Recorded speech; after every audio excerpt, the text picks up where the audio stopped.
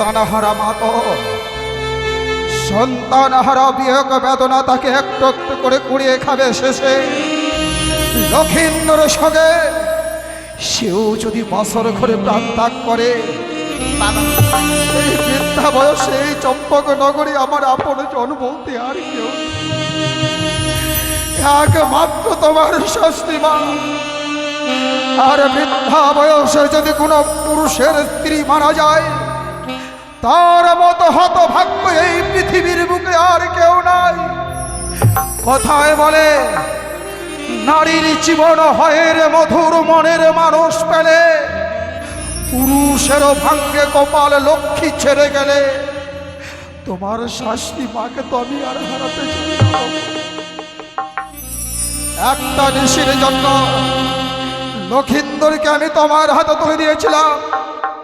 আমার লক্ষিন্দরের শেষ রক্তটুকু যখন হলো না, আমার সন্তান লক্ষিন্দরকে তুমি আমার হাতে তুলে দাও। এই মুহূর্তে গুঞ্জরিয়ার মহা শ্মশান নিয়ে তার সোনার মতঙ্গ আমি চন্দন কাষ্ঠ দিয়ে পুরে ছাই করে দিতে চাই। ও শ্বশুর বাবা,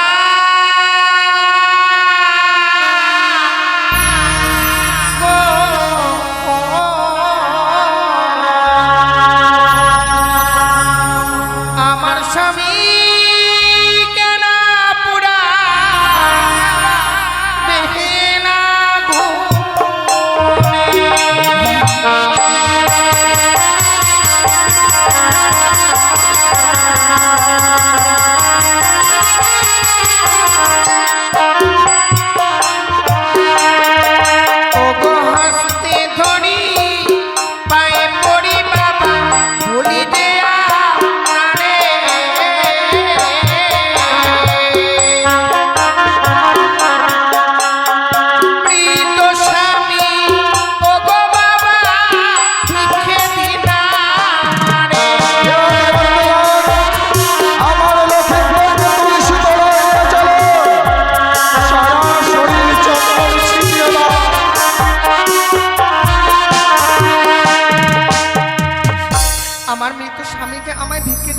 কেন?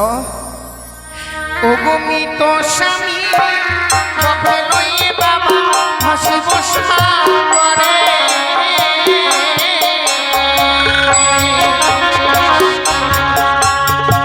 হাসিতে ভাসিতে বাবা যাব দেব পুরে।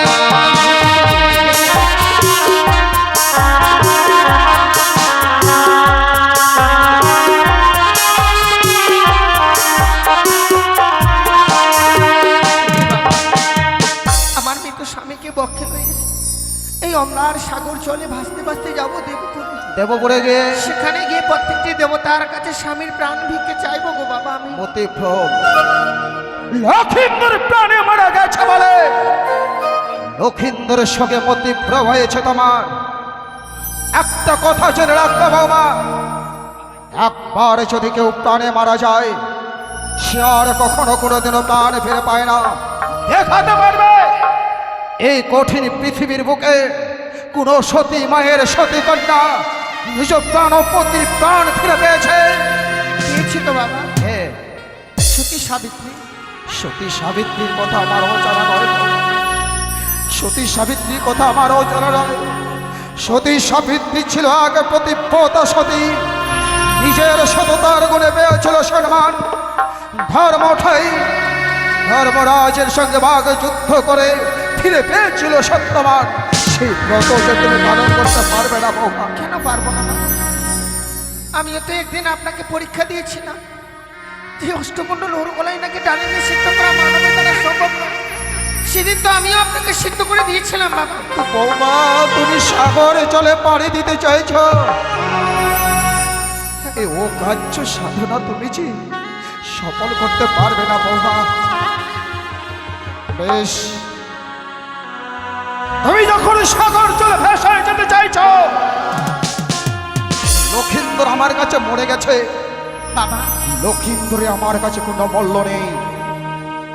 লক্ষিন্দরকে তোমার হাতে তুলে দেবো সত্য, তার পূর্বে তোমার অঙ্গে যত রয়েছে অষ্টলঙ্কার সব কিছু তুমি আমায় খুলে দিয়ে যাবে। আপনি ঠিকই বলেছেন।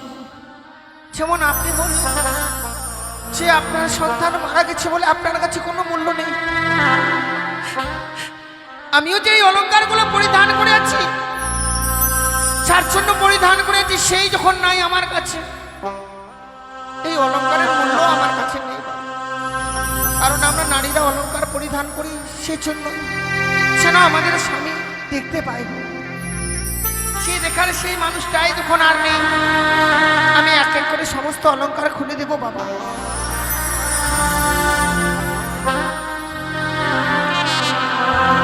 ওই আমার অষ্টয়ল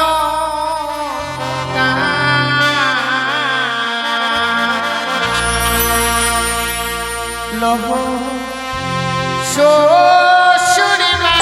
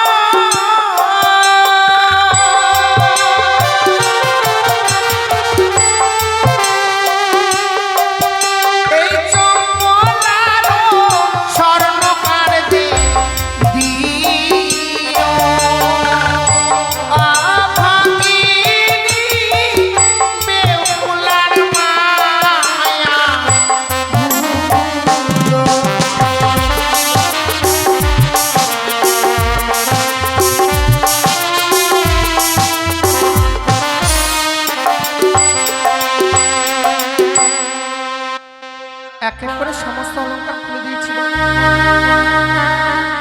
পরিধান করে থাকবার মতো অলংকার আমার কাছে আর নেই বাবা। বাবা, অলংকারগুলো সমস্ত কিছু ফুটলে ফেলেছে, কিন্তু যখন তোমার অঙ্গে সেই অলংকারগুলো ছিল, দেখে মনে হচ্ছিল আমার চম্পকনগরে তুমি একটা রাজ লক্ষ্মী। আর এই মুহূর্তে অলংকার খুলে তোমাকে মনে হয় যে তুমি একটা আমার চম্পকনগরের বড় পাগলিনী। স্বামীহারা নারীরা পাগলিনী ছাড়া আর কি হতে পারে বলুন? আমি সত্যি পাগলিনী হয়ে গেছি গো বাবা। তাই এক এক করে সমস্ত অলংকার পরিত্যাগ করে দিয়েছি। এবার দিন আমার স্বামীকে। অলংকার খুলে ফেলেছে সত্য বৌমা, এখনো তোমার অঙ্গে বহু মূল্যবান এক অলংকার রয়েছে। আমার অঙ্গে এখনো অলংকার আছে? হ্যাঁ, কি বাবা? যে দেখো, তোমার অঙ্গে রয়েছে লাল রঙের সে অগ্নি বস্ত্রের শাড়ি। বাবা, দাও এই মুহূর্তে লাল রঙের অগ্নি বস্ত্রের শাড়ি খুলে। বাবা,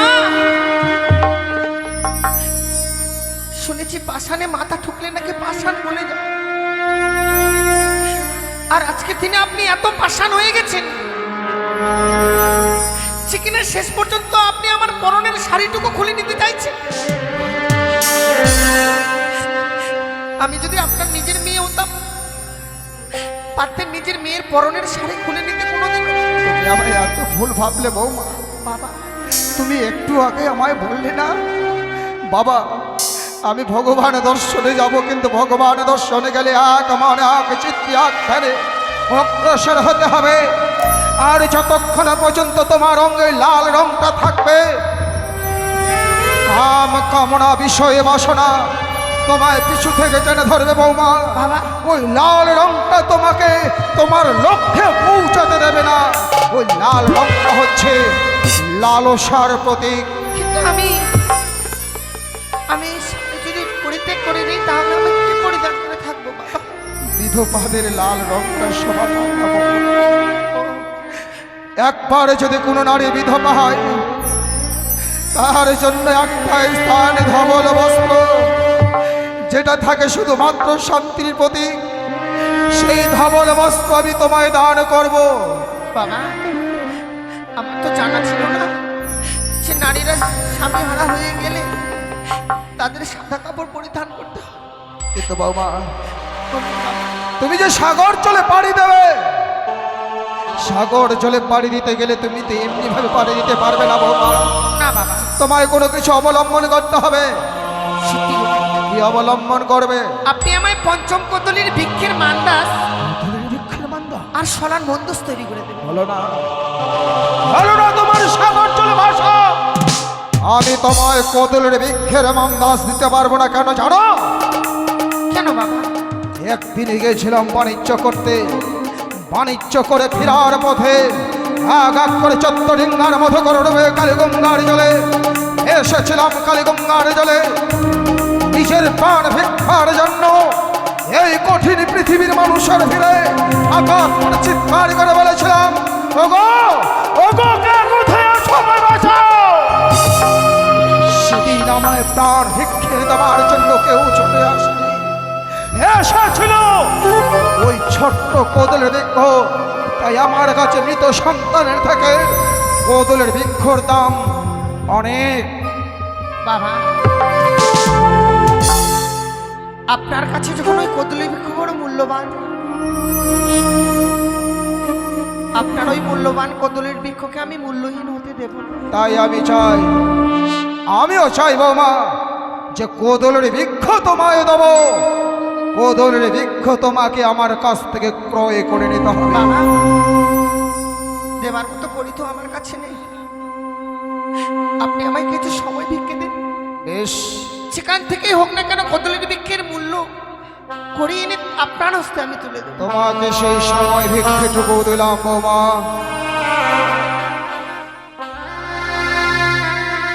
সত্যি গো,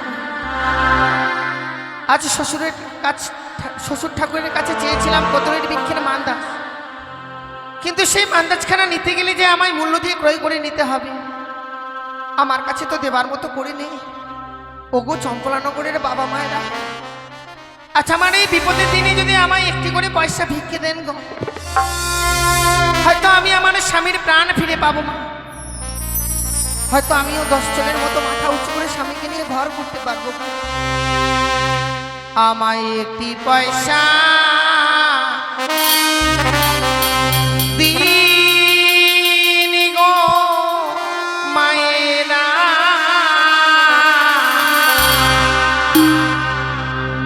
একটি পয়সা দিন।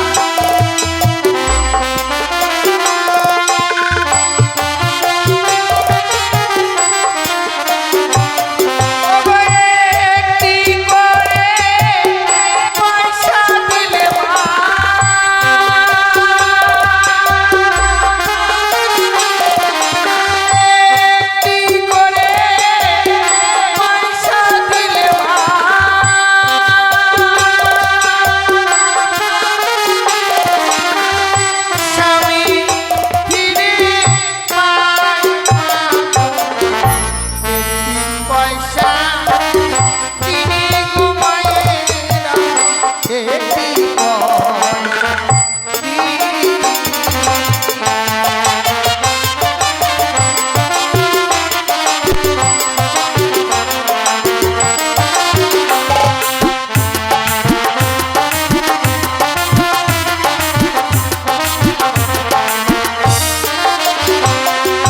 কাল গেছিলাম মা রাজা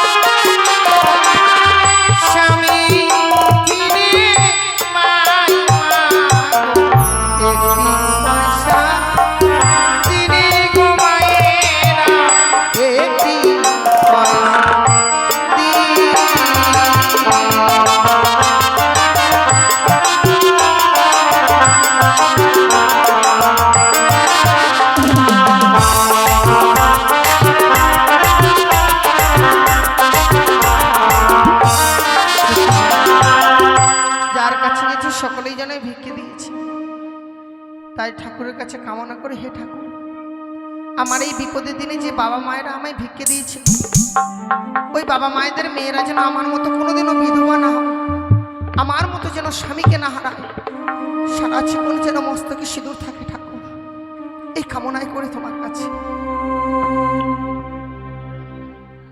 বদলে ভিক্ষের মূল্য এনেছি বাবা। এতগুলো করি কোথায় পেলে বৌমা? আপনার কাছে যে সময় ভিক্ষে চেয়েছিলাম, সেই সময়ের মধ্যে সারা চম্পরানগর ভিক্ষে করেছি। জানেন বাবা, যার কাছে গেছি সকলে আমায় ভিক্ষে দিয়েছে। শেষ পর্যন্ত তুমি আমার মৃত সন্তানের জন্য হাতে ভিক্ষের থালা পর্যন্ত নিয়েছো বৌমা। বাবা, তোমার স্বামী ভক্তির কাছে যেন আমি পরাজিত, তোমার স্বামী ভক্তির কাছে যেন আমি পরাজিত হয়ে গেছি বৌমা। তাই আমি চাই আর তোমাকে বাধা দেব না। এই মুহূর্তে আমার প্রাণ সন্তানকে আমি তোমার হাতে তুলে দিলাম। সত্য কথা বলবে, সত্য পথে চলবে। জেনে রাখবে বৌমা, সতীর দেবতা প্রতি জীবনের সার, ভোজ ভবে পুজিতে আসলাম চরণ তাহার। প্রতিজ্ঞান প্রতিদান প্রতিজিতাপতা, নারীর জাতি প্রতিপিনে কেমনি হবে প্রতিপতা।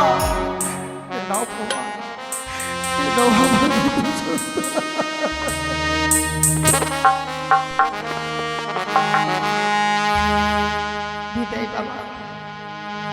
বলতে নেই বৌমা, জানি না জীবনে আর কোনোদিনও ফিরে আসতে পারবো কিনা।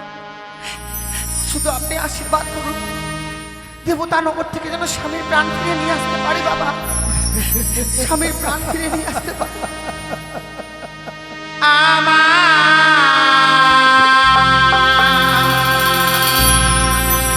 শ্বশুর বাবা গো,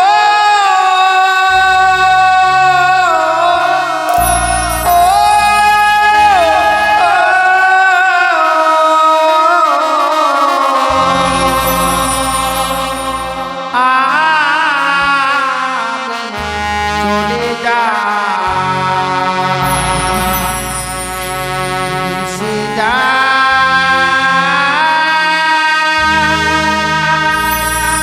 আমি চলে যা।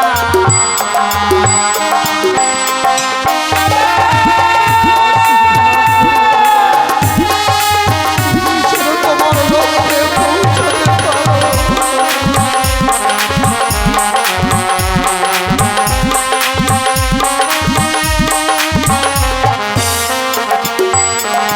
বাবা পড়ে রইল তুমি বাড়ি, সাগর জলে দিলাম বিদায় বাবা,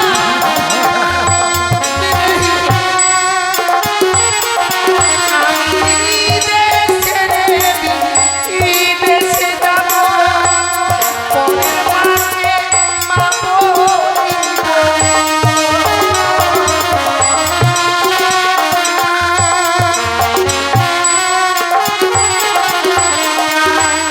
দেখে সবাই বলবে বেহুলার কেউ না।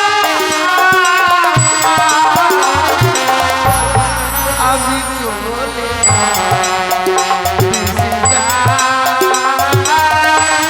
আমি চলে